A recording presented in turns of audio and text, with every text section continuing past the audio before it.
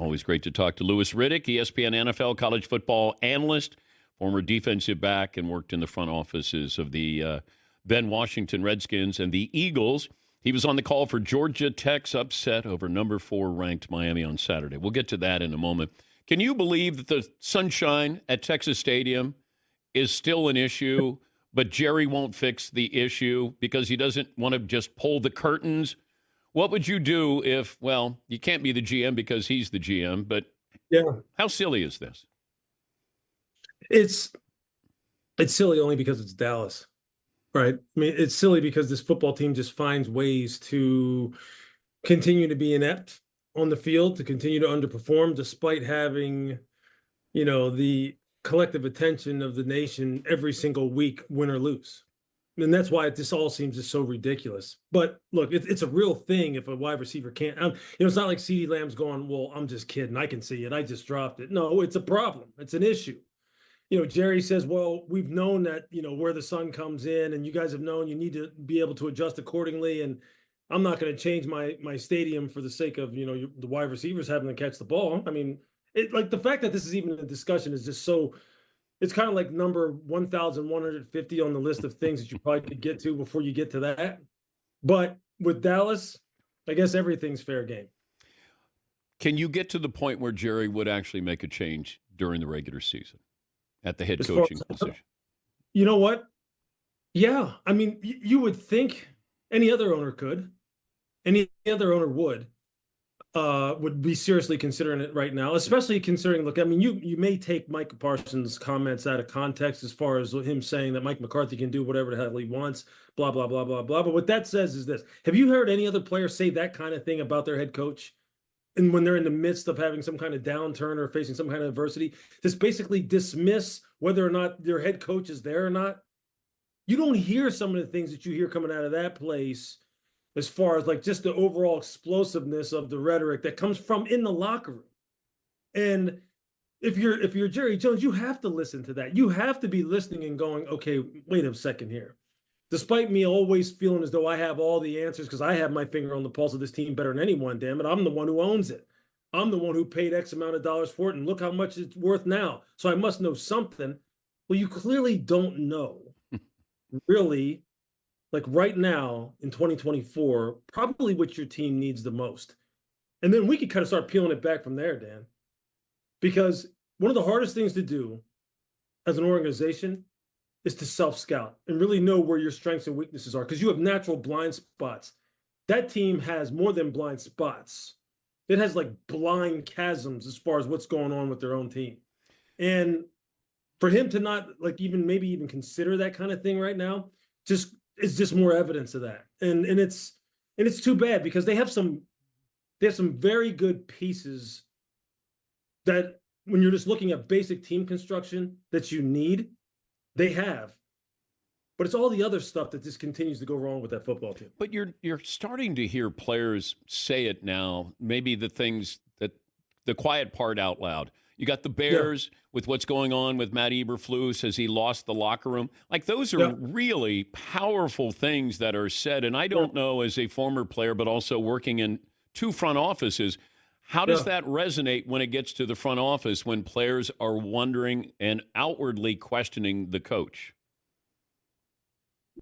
Yeah, look, I can speak to it from both sides, right? I mean, when you don't have the number one thing that players want is for them to be led by people who are competent and that are making them better. They don't care how old you are, don't care what you look like. They don't care about anything other than, are you making me better? And when they don't feel like you're making them better, that's when you lose them. That's when they start going, hey, you know what? The coach told me to take this on with my inside shoulder and kind of contain this run. You know what I'm going to do, though? I'm going to spill this run because I feel as though I could make the play. And then next thing you know, you compromise everything. When you start questioning everything like that, and see, that's what starts happening. Because that's what really matters. You don't have to like the coach, but you have to respect them. And you have to believe that they're teaching you things that are going to, one, make you individually better and help you win games. Clearly, that's starting to become a problem at the locker room level, which is the most important level because you don't have a shot.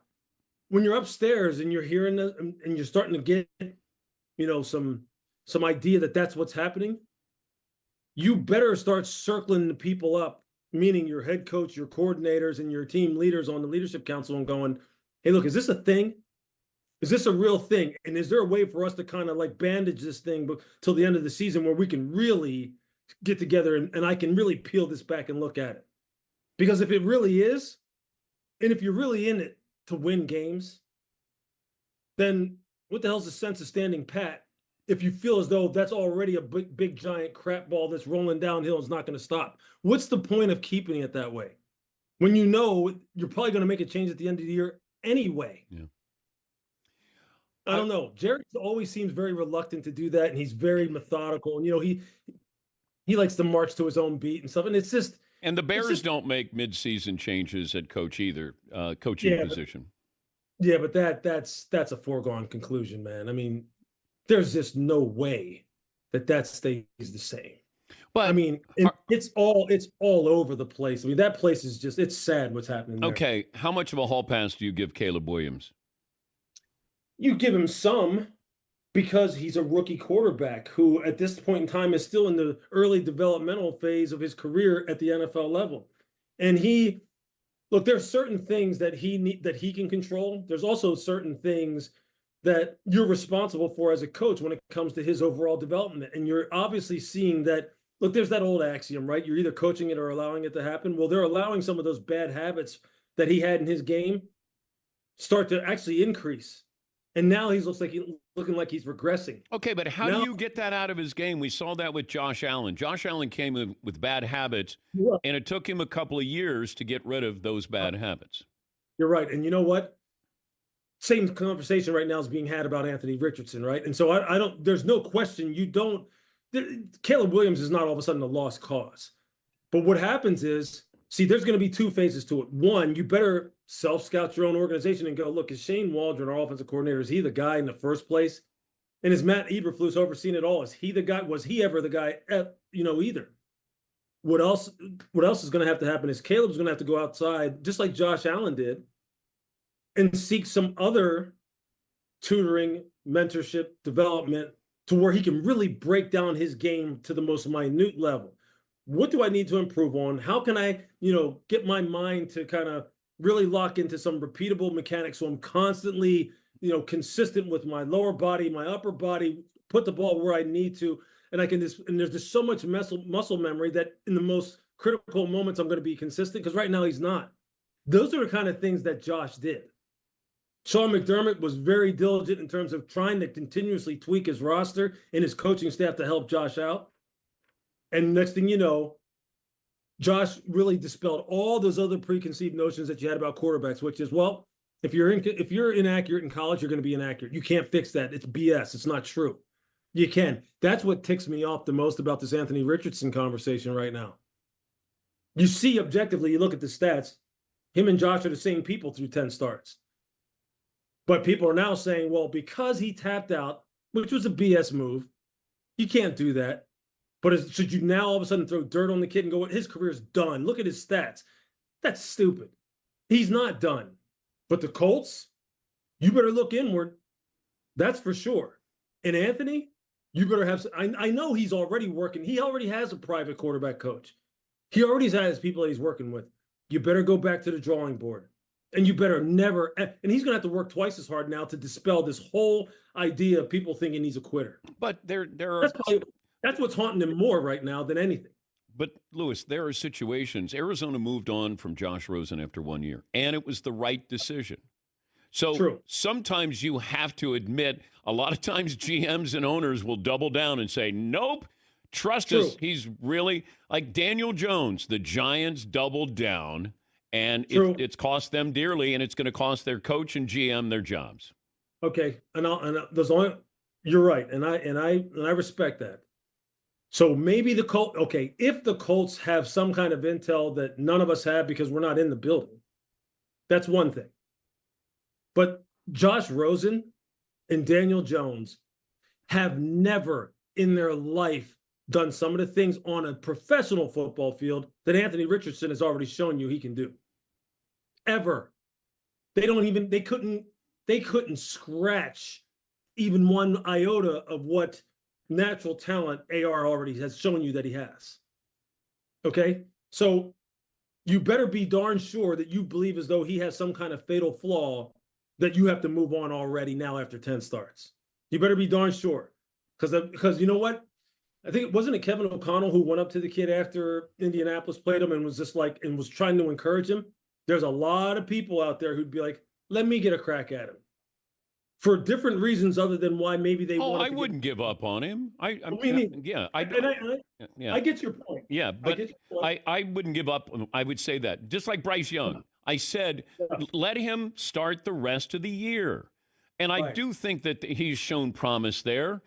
I just think he was thrown into a situation that, was above his pay grade. That's why I have so much respect for Drake Maye with what he's done. He's on a bad team, and that he's played well. He is unbelievable. He has played well. And you can make a case the quarterbacks taken after Caleb Williams have outperformed Caleb Williams. No question about it. I could not agree with you more. Drake Maye is a testament again to you better really know the individual about what really makes them tick. You better go and watch them, see them, talk to them, research them. Because when you're looking at it from afar, you get these ideas about what you think a guy is, and in the old axiom like the tape doesn't lie. Yes, yeah, like there's so much more, and you got to really like peel these dudes back. Drake Maye, I'm telling you, from the time I saw him down at UNC for his pro day and stood right there and was just talking to this I'm like, the tape doesn't do this kid justice.